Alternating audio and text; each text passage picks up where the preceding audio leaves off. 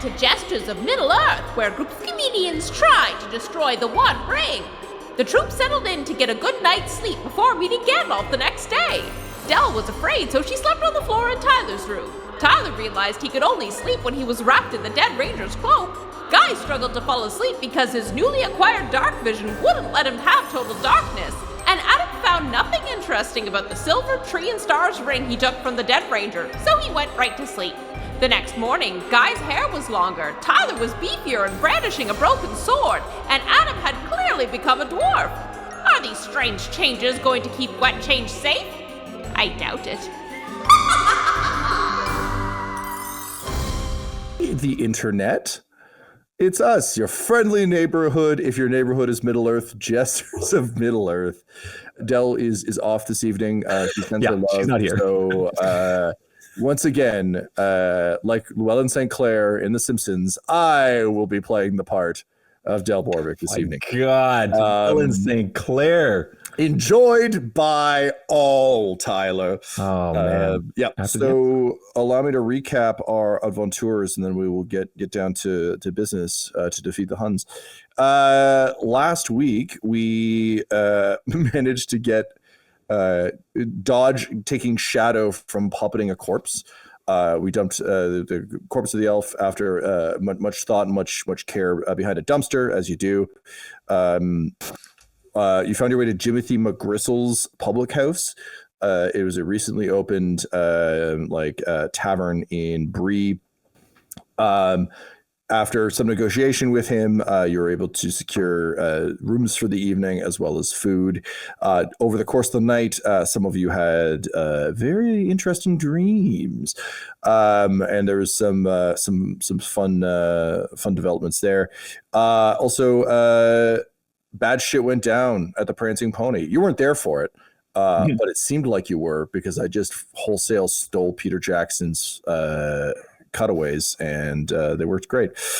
So you've decided that having survived the night and kind of re-equipped yourselves and gotten all ready to rock and roll, that you will go and see the wizard, which is where we left off. So that is that, and I believe we are ready to return to Middle-earth. Oh. Let us return now to Middle-earth.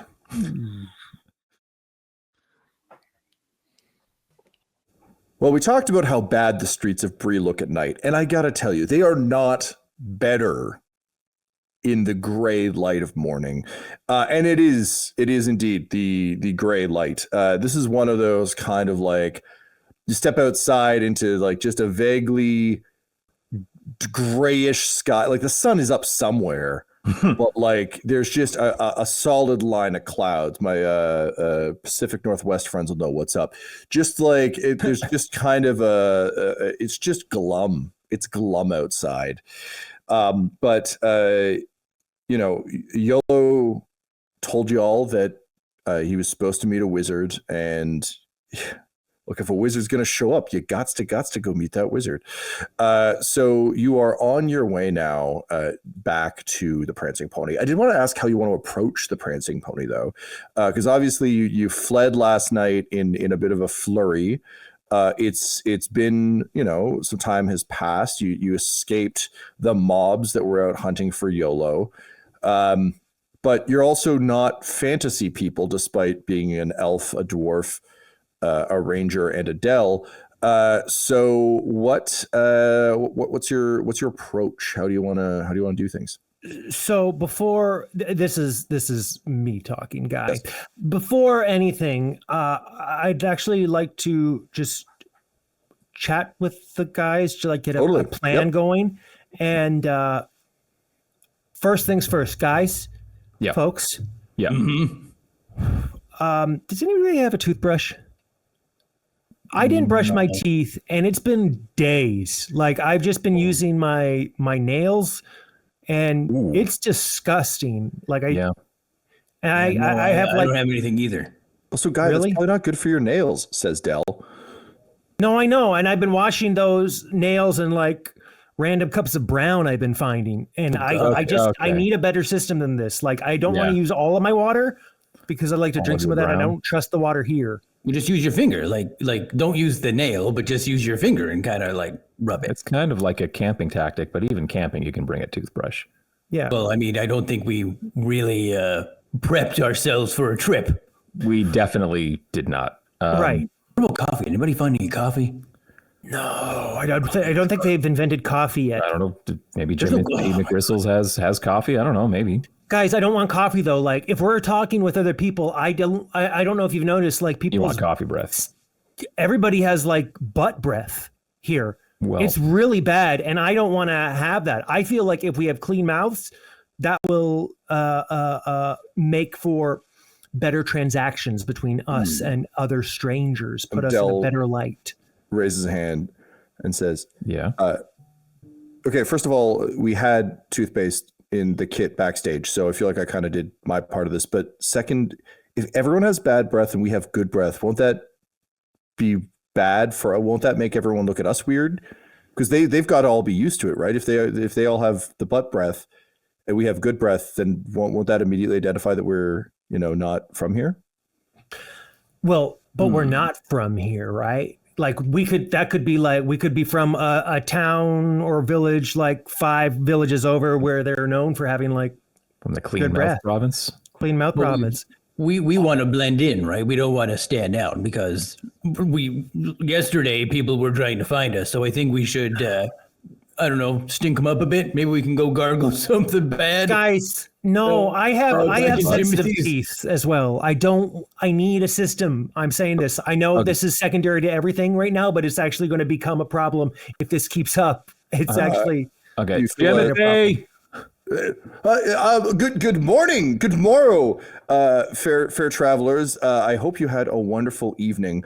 As you know, I don't really have a proper breakfast menu yet, but if you want dinner for breakfast, I can make that happen for you. Cool. In about an hour and a half. It takes some time to cook because it's the breakfast. That's fair. Okay. Do you happen to have any mint, like herbs, mint herbs? Oh, of course. Did you leave your morning mint at home? We did. Oh, we did leave your mint at home. Terrible. Just terrible. Yeah, I could get you some morning mint. Sure. Right. And there we can have it to either take or not at our discretion, depending on how any one of us here feels about mouth stink versus not. Okay. But also, can you not mention that there wasn't mouth mint in the communal commode upstairs? Because I don't want, when you leave your review on the way out of town, I don't want people to think that the amenities aren't here. Like, is that a? Oh no, you're getting like, pony offer mouth mint. You're getting just the best review from us ever. I can promise you that. Yeah. Wow. Ever in the history of the realm. In the history of any review I think we've ever given, we're going to give you the best one. Yeah, we didn't. We're wearing kind of like fisticuffs here tonight, and that's a good thing. Yeah. Oh, that's a low bar. Okay, that's good to know. Good to know that that's the bar. Let me get you your mouth mint so that you have a pleasant morning. Although, sir, as my understanding was that the elven folk don't need to worry about such things. But is that racist? Just sounds racist. Well, I thought the elves, like, they're just naturally they just smell good. Yeah, they smell really good. Well, let's see. Guy, please. Can I sniff? Oh, right, I'm the elf. Okay, sorry, guys. Guy, you gotta keep reminding me. Arms up, guy. Arms up. Yeah. And do this. Give me one of those. Tyler, you go up. I'll go to armpits. Yeah. Arms up. Okay. Nell is not participating in this disaster. Putting my arms up. Here goes, guys. All right. What am I getting? What am I getting smelling? from this elf? All right. Yeah. What does my breath is fine. man nose smell? Breath is good. Elven biology, very, very immortal, very strong. Very immune to the concepts of disease as we would understand them. So, Dungeon Master, I don't get plaque.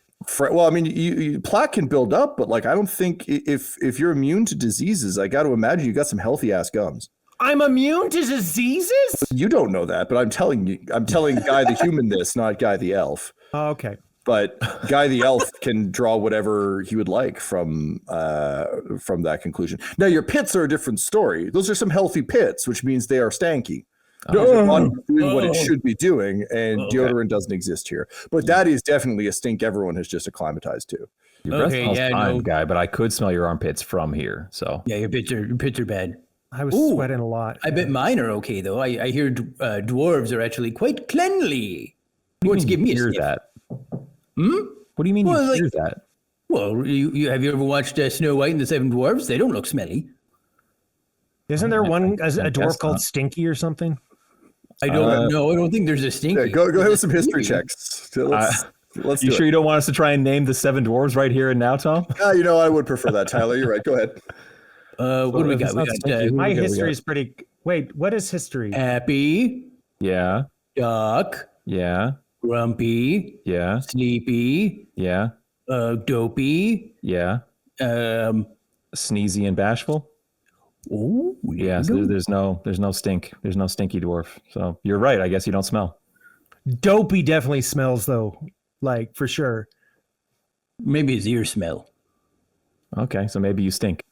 Well, give me a sniff. All right. Dude, you I don't can't need to smell your give you a own thing. sniff. I smell you perfectly fine from where I am. Well, how do I smell? Bad, dude. Oh, geez. How about my breath? No, I hate it here. And, Oh, at we're this getting point, some mint. yeah. And some Frodo coffee. comes Jimmy over T. and coffee. tugs on Dell's sleeve and says, "Pardon me, Master Yolo is getting a little concerned that instead of going to meet the wizard Gandalf, that we're instead smelling each other's pits. Is this part of some kind of ritual? Is there a danger that perhaps we're unaware of? Again, the Shire is a small place." And Dell's like, no, they just fall into these loops sometimes. We do... we're entertainers. We do a show, and they write the things for the show, and sometimes their brains just do this where they start to write the things live. So you just kind of got to let them tucker themselves out, and then usually we can get one. And Frodo nods and says, "Master Yolo is much the same. It would seem we have similar burdens. I mean, allies, superiors, yes." And Dell's like, "Well, yeah." Dell pulls a bit of a face. It's like, well, let's see if she says anything. No, she fails to check. She says, "I don't think that's a good thing." At which point Yolo comes through and says, "Hey, if you're all done like stinking it up in here, can we go? Or are we getting Gandalf breakfast tonight? Huh? Aren't you meeting Gandalf tonight? Yeah. Well, he said he'd be there in the morning, so it's morning. So we're gonna go check it out." Oh, okay. I thought we had a day to kill. This is great. Okay. Well, I mean, I don't know if he's gonna be here in the morning or not. I just assume like if he's gonna show up there, we should like be there. I don't know. Like yeah, I'm supposed to meet him tonight, but like maybe he shows up early. Okay. His wagon or some shit. I don't know. We, especially these two now, they can blend in no problem. Everyone's looking for hobbits though, right? Everyone's looking for you two. Oh, yes, indeed they are. It would be a shame if they weren't able to. And he slips the ring on and says, "Find me." Well, yeah, but what about him? And I just point to Frodo. And Frodo says, "Oh, I suppose I could make myself scarce. I could hide behind something appropriately large or medium-sized, and maybe I could leave the pack. And Master Yolo, would you like me to also do the invisible voice?" "Yes." "Okay, so I could hide over here, and now I am hiding." It's just like Frodo with a giant bag on his back, hiding behind a fucking barrel. Maybe you can both turn invisible. Would you want to try that? Like Frodo's face lights up a little bit. He says, "Could I?"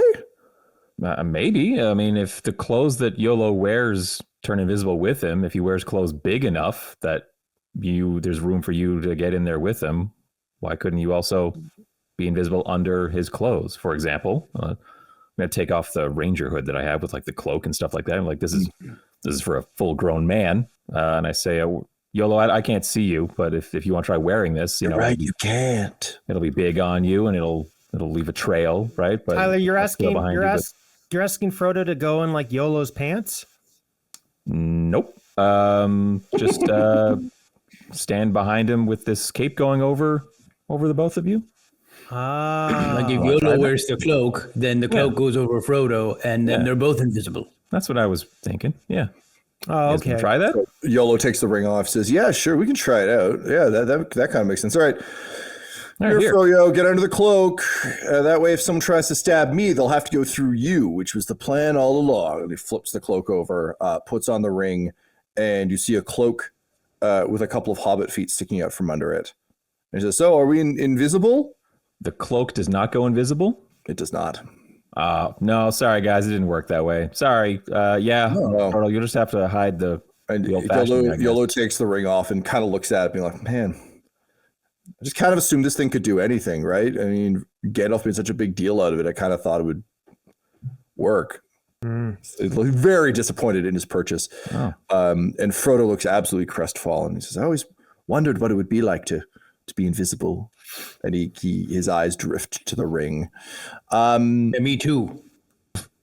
Your eyes drift to the ring.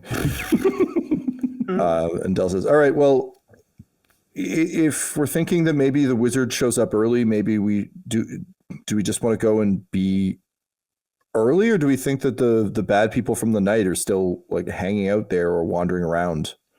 Well, I'm a scout, so I could scout out for you guys. I feel like on the ball. okay, guy can go. We could like split up or something. Like somebody goes to like a gate and see if he comes in, and somebody goes to the bar. And Okay, Adam, you can go to the gate then if you want. Then guy can go to the bar. Del, are you okay to maybe stay here with the hobbits just so that they don't have to come at all, right?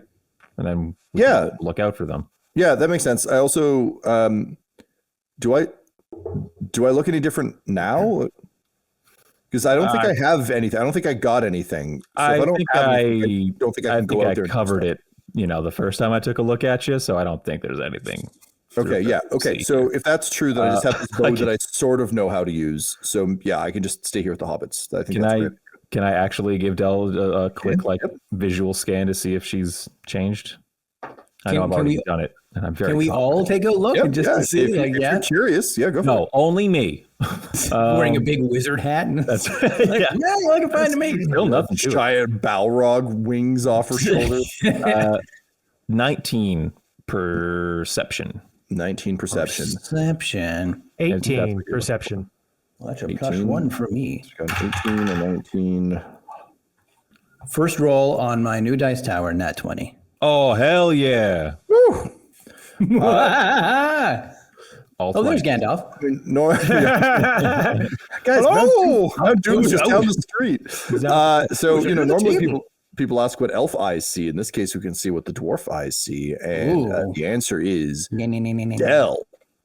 You see Del. She is standing there, a little uncomfortable, chewing her morning mint. I don't know, Del. I mean, it looks fine. You look the same to me. Yeah. Okay. So I should stay here then, because you all have cool, spooky powers, and I'm just me, I think. Well, Spooky. I can stay here too if you think we need like special powers at each of the 3 places. And she leans in. She's like, I don't think anyone else is coming to Jimothy McGristle's today. Okay. In that case, maybe I'll go with both of you. I'll go see how things are at the bar, and I'll also go check out the gate. How's that sound? Ooh, sounds good. You could be the run between. Yeah, I'll be the go between. I'm fine with that. Or go between. The run between. Well, I'd assume you'd run. You wouldn't just walk to deliver news. That's why. How about the shortstop? Yeah. Ooh, I used to play shortstop. Let's go. Let's go. Then they put me in the outfield because I wasn't very good. Set out into the day. Just before, so the elf and the dwarf make it cleanly outside, but having re-donned your ranger cloak, because it just feels right, Tyler, you feel a firm tug on it as you go to leave.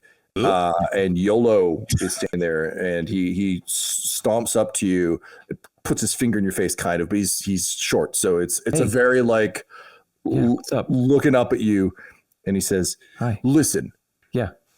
you seem to be the leader of this whole operation, but I'm the ring bearer. I'm the one who's got the big job. So you can order your little elf and dwarf around all you want, but this fellow group of the ring is mine.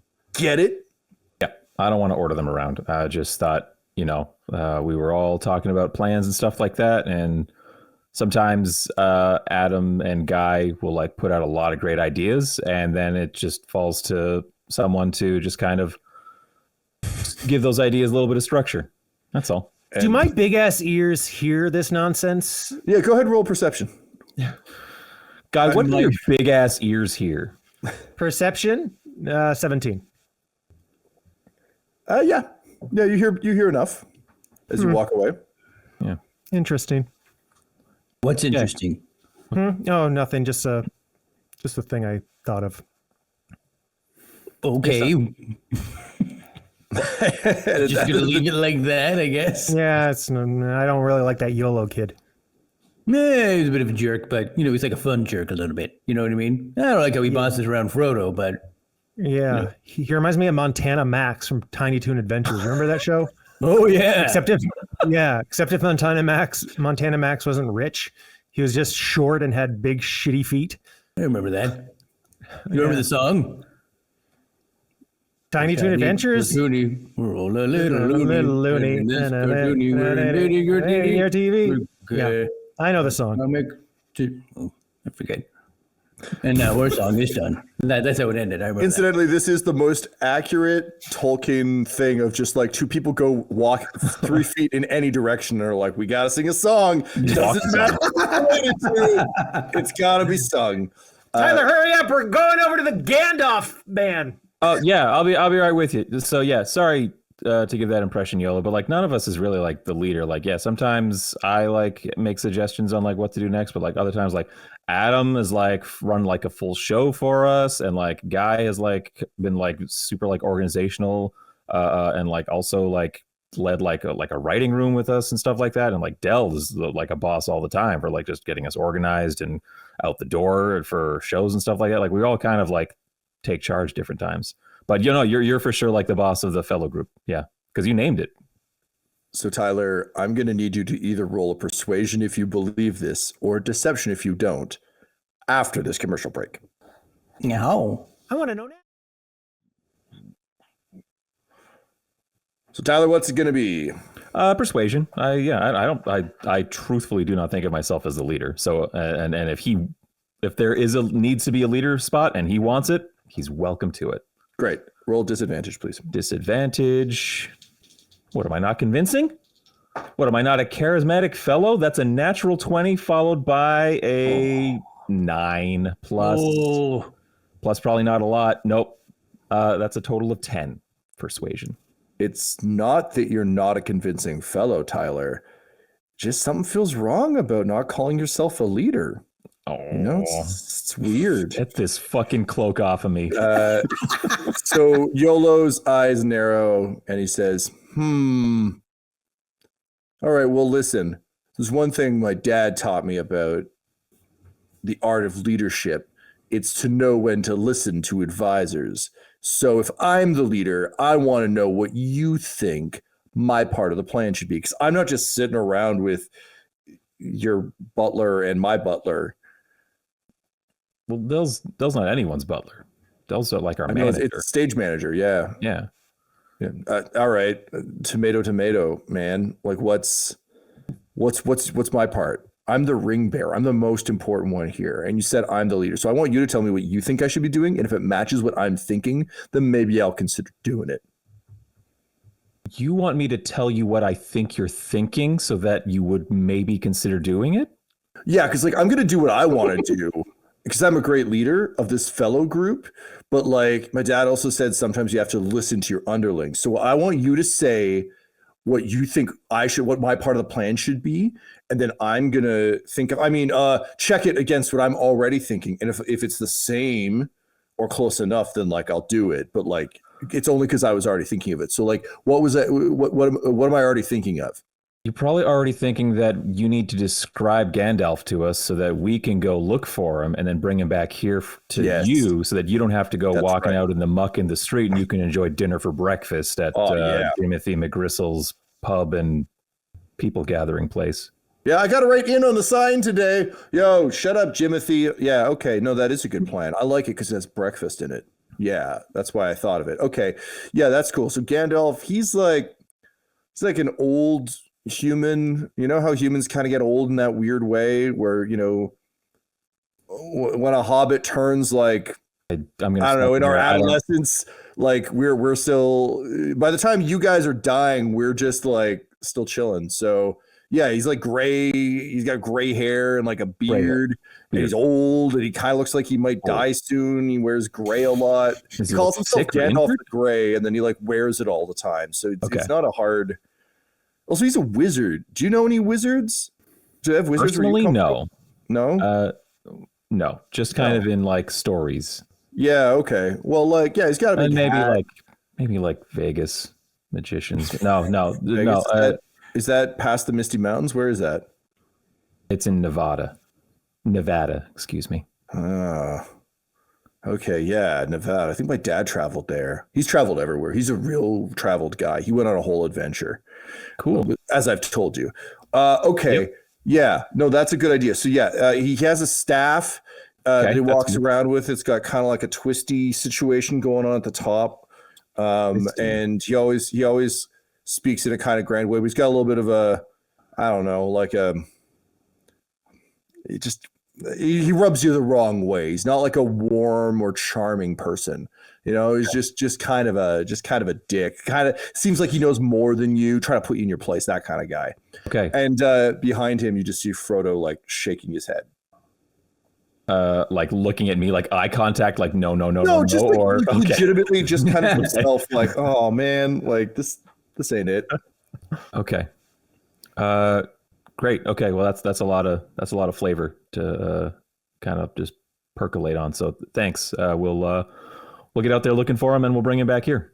Yeah. Boss. Good. Yeah. Excellent. Good. Go fellow group. He does to himself. Doesn't bother to wait for anyone else. Okay. And just as you start to go, Frodo kind of runs up and says, He's actually very charming, bit of a mischievous glint in his eye, and he's quite fond of the occasional joke and a good pipe smoke. So perhaps if you don't find him inside, he might be outside enjoying his pipe, which you can also enjoy indoors in Middle Earth because that's just what we do here. Pipes are fine everywhere, but sometimes he likes to sit outside and be thoughtful. He's quite a sweet man. I hope you find him. Coming, sir, coming. And he goes back to Yolo, who is just doing the like child wants dinner thing on the table where he's just pounding his hands with the knife and fork. Dinner for breakfast. Oh, all right. I'll look to Del with eyes that are sort of like saying like sorry, and then head out the door to catch up with Guy and Adam.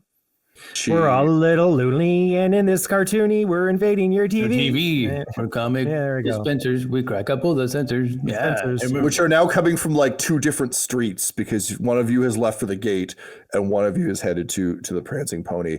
So Adam, you're humming, you're singing tiny tunes as you make your way back towards the gate. Mm-hmm. And yeah, you can see some signs of commotion from the night before. As I mentioned, a lot of the townspeople kind of went to save the only reputable inn in town. Of course, Timothy McGristle's not being on the map yet. He hasn't paid to get listed on Google services, so you can't see him if you search it yet, but like maybe one day. Well, technically the only inn in town. He hasn't painted the word inn on his building. Correct. Yeah. Google is the brand of signboards. So, but there also looks to have been like, you see barrels and stuff. They've all been kind of like tossed over. It's clear that like the search parties were just like, causing a ruckus last night. Can you roll me a perception check as you walk? Oh, I think that's a +1. Perception +1. Okay. I like the idea of a search party getting rowdy. Yeah. 16. Woo, we're searching. Yeah. I got a 13. 13. Okay. You're having a hard time reading the atmosphere around you because suddenly you're just people's body language doesn't seem to really be conveying anything the way it should. Like you're just suddenly like you're seeing a lot of people and they're walking around, but like it's almost as it isn't this, but it's almost like a Monty Python silly walk level of like I understand what any of this body language means anymore. As you look at people, like you can read their expression, like if they're smiling or frowning, but like body language and stuff just isn't quite translating to you for some reason. Weird. Okay, so okay, all right. So they're like walking, and something just seems off.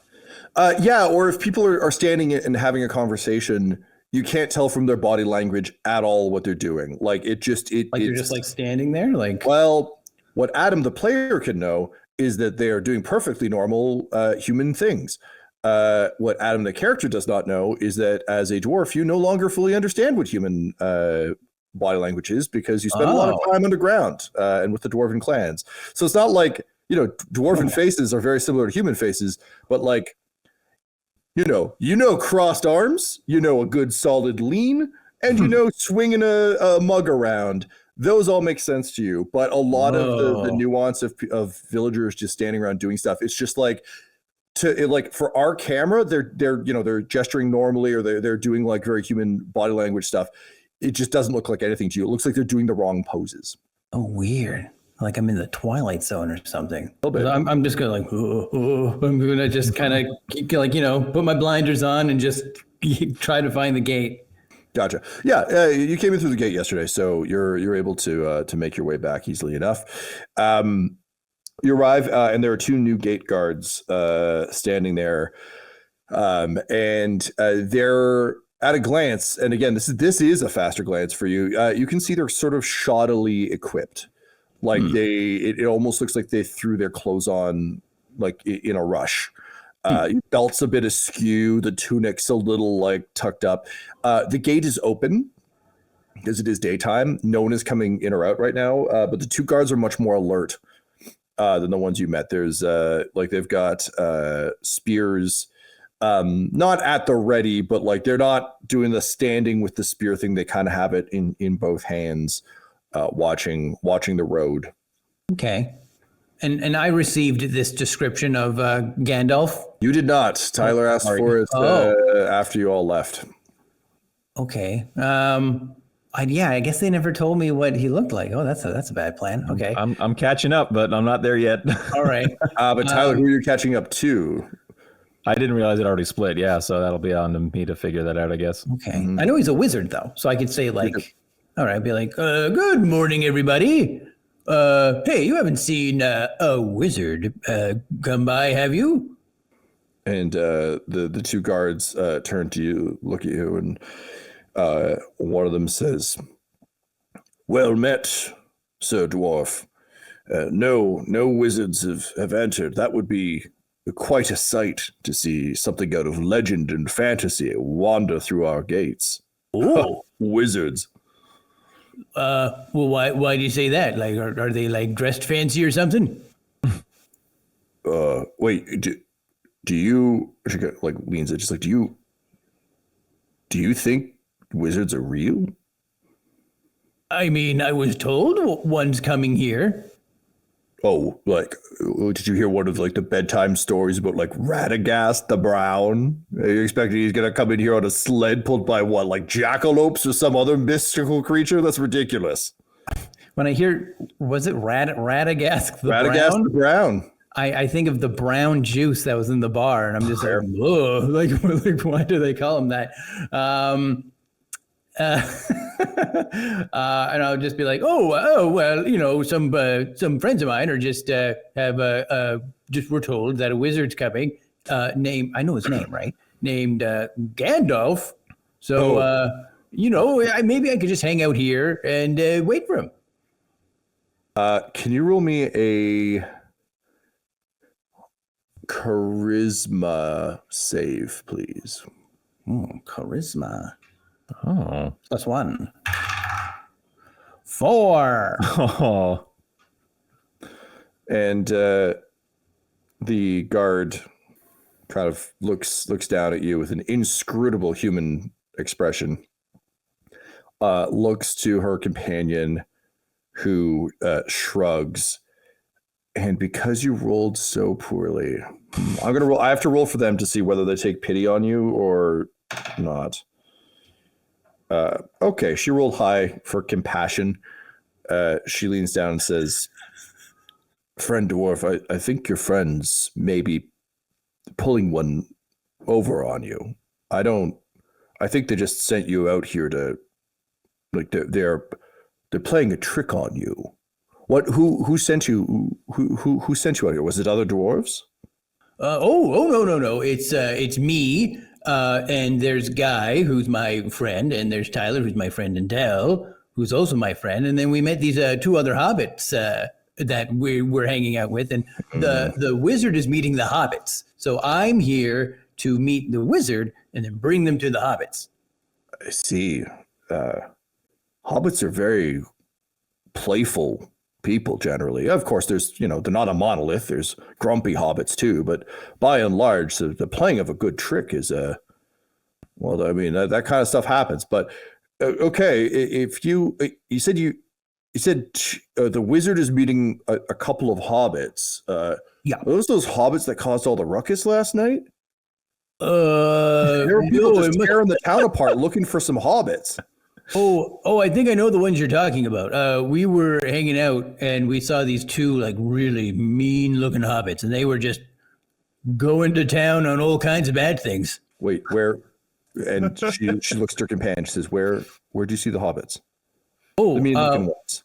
Well, I saw them last night, so I could tell you the last place I saw them. Yeah, no, please. It's very important. Where are they? They were, that bar that burnt down? I saw it on the way over here. The Prancing Pony. Yeah, it burned, but it's still standing. It's the good bones. They're at the Prancing Pony. Where'd they go after that? Please, you have to tell me. Well, I think if I remember correctly, it was just in passing.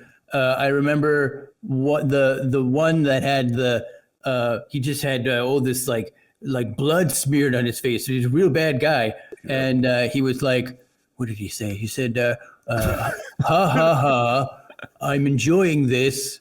I'm going to stay behind the dumpster until the coast is clear. And immediately the other guard takes off running. And she just goes, "Not today!" and hurls her spear into his shoulder as he runs. And he lets out a yelp, tripping, falling, and just yells, "Damn you, Mavis!" As she goes booking past him, saying, "The reward will be mine!" To an ad break.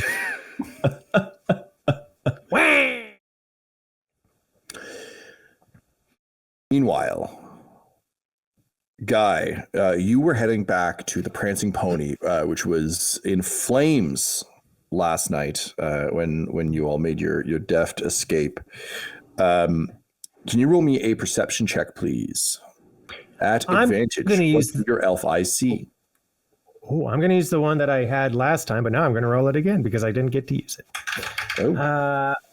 Okay. That's actually even better. It's going to be a 17. 17. All right. So you can smell the Prancing Pony before you see it. There is that smell of burnt wood on the wind.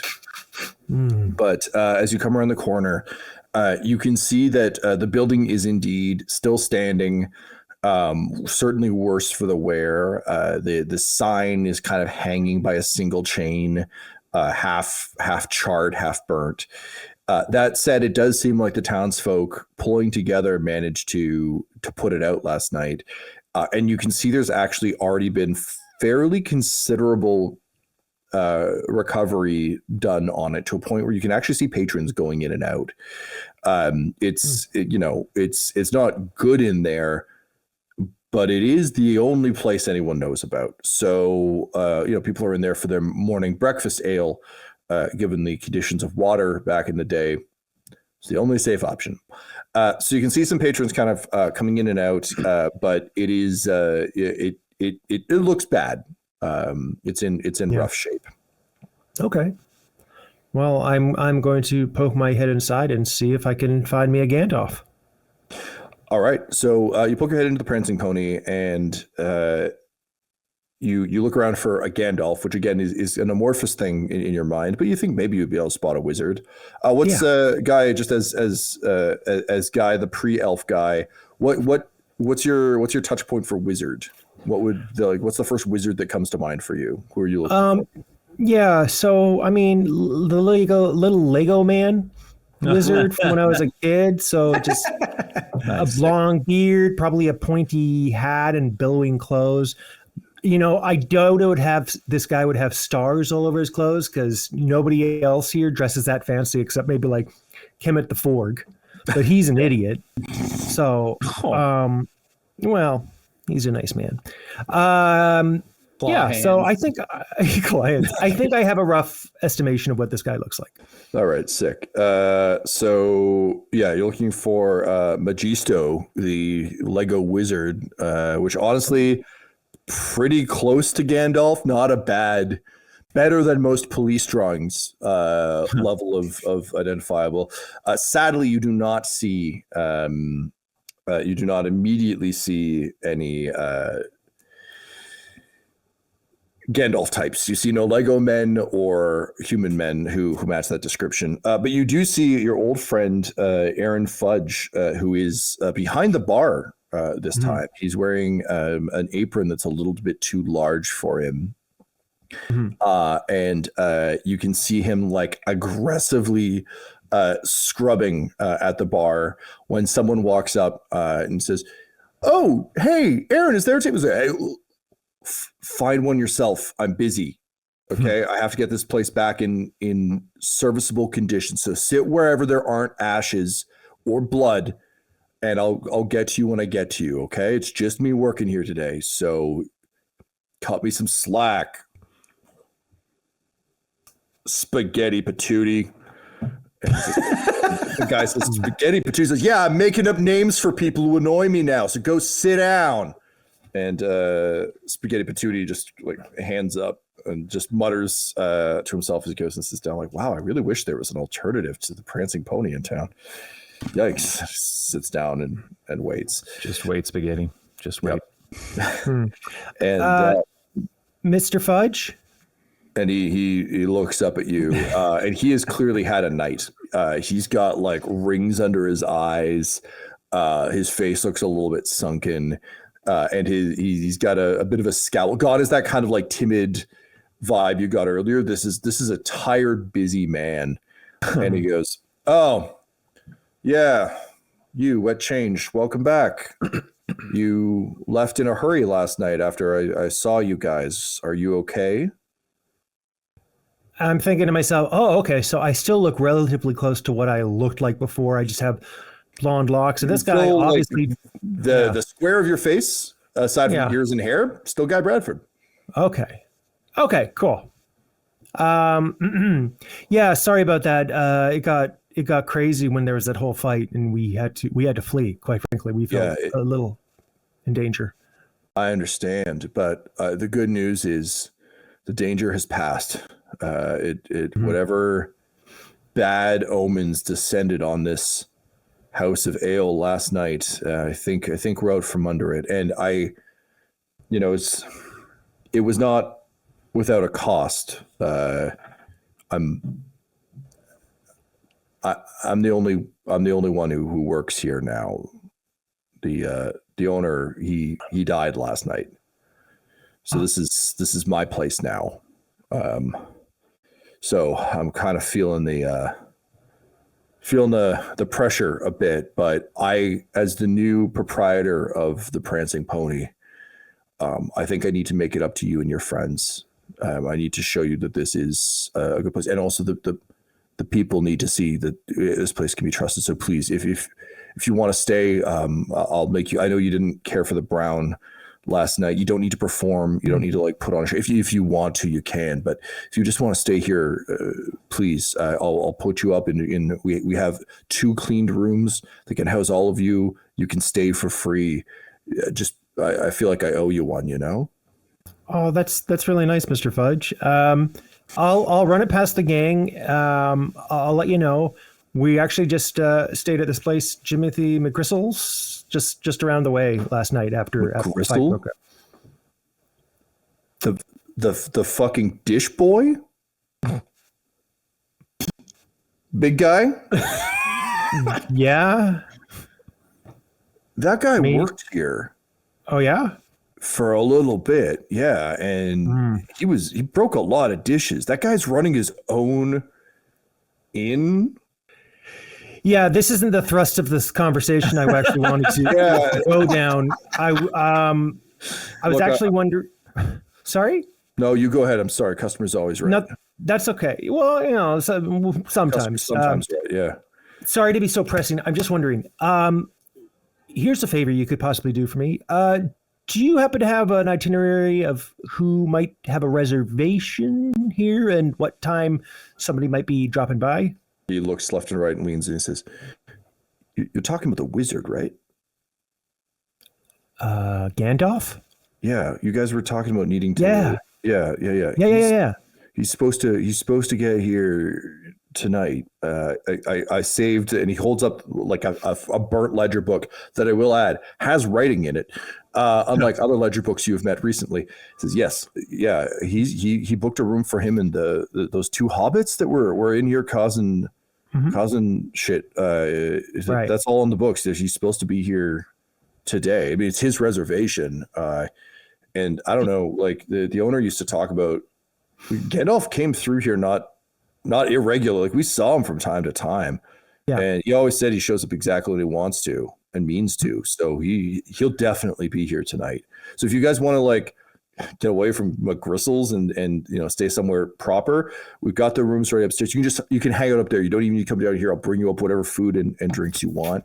And he leans across and kind of like he does the forearm clasp that they do in like Roman movies a lot. Yeah. As you pull away, his hand tightens on your forearm. He says, just bring your friends back here to the Prancing Pony. And then I glance over and I see there's like a perfectly outlined blood pile where Samwise or whatever his name like died. Snoopwise, thank you. Snoopwise. Dead Snoopwise. I'm like, yeah, okay, that's great. Yeah, I'll talk to them. That's very nice of you. What time does Gandalf actually get here, though? Is there an exact time? Do you guys tell time? Like, how do we do that here? You'll be here just after sunset. But you should be here earlier than that in case he's early. If you don't want to bring attention to yourselves, you might be able to get to him before he. It's like, I'll tell him to go around the back. And then his hand tightens on your forearm. He says, but only if you bring your friends here. Understand? One more time. He releases. Sorry, seriously. The hand thing is so. If I bring my friends here, you'll take us to Gandalf. As soon as Gandalf gets here, I won't let him come in the front door. I'll tell him to go. I'll bring him in the back. I'll sneak him up to you so that whatever happened last night doesn't happen again. Dungeon Master, can I get a read on this guy? Can I try to... Is there some role I can do? Because this is giving me the creeps. Why don't you go ahead and roll me a perception? Oh, my God. And Guy, make it a good one. And that'll be the episode! Oh! Uh-oh. This episode of Jesters of Middle-earth features the voices of Tyler Hewitt, Del Borovic, Guy Bradford, and Adam McNamara, alongside lore master Tom McGee. This episode was edited and mixed by Laura Hamstra, and Jesters of Middle-earth's artwork was created by Del Borovic. Our theme song is Dark Mysterious Halloween Night by Sound Gallery by Dmitry Torres, and our ad-breaks use the tracks No Control and Chiefs by Jazzar, whose music was provided by freemusicarchive.org. For all things Dum-Dums and Dice, including merchandise, you can visit dumdumdice.com or find us on social media at dumdumdice. If you want to support the show or get an ad-free version, go to dumdumdice.com/join. That's DUMBDUMBDICE.com/JOIN. Again, that's dumdumdice.com/join. Now get out of here before the mist gets you too.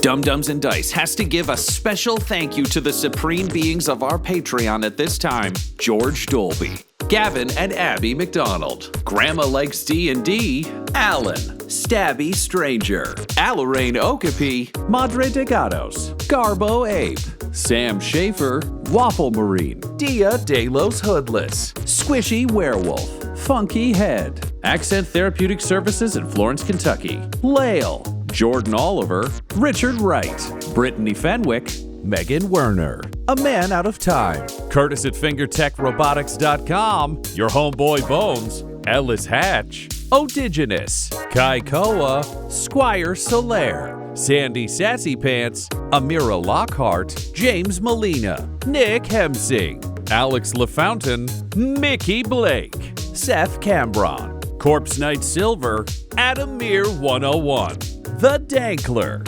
Anti-Core 7, Lady Destiny Stormbringer, Randall Eberly, the Yes Bud of improvisational comedy, Lord Taser, Funky Stevie, J. Robert the Mad Fox, Dagger Rain, Derek Wintenberg, Optimus Omega, Laura, the Workaholic Mr. V, and Jill and Noel LaPlante. If you want your name to be added to this list, you can join our Patreon too at patreon.com/dumdumdice. Thanks to them, and a little bit of thanks to you.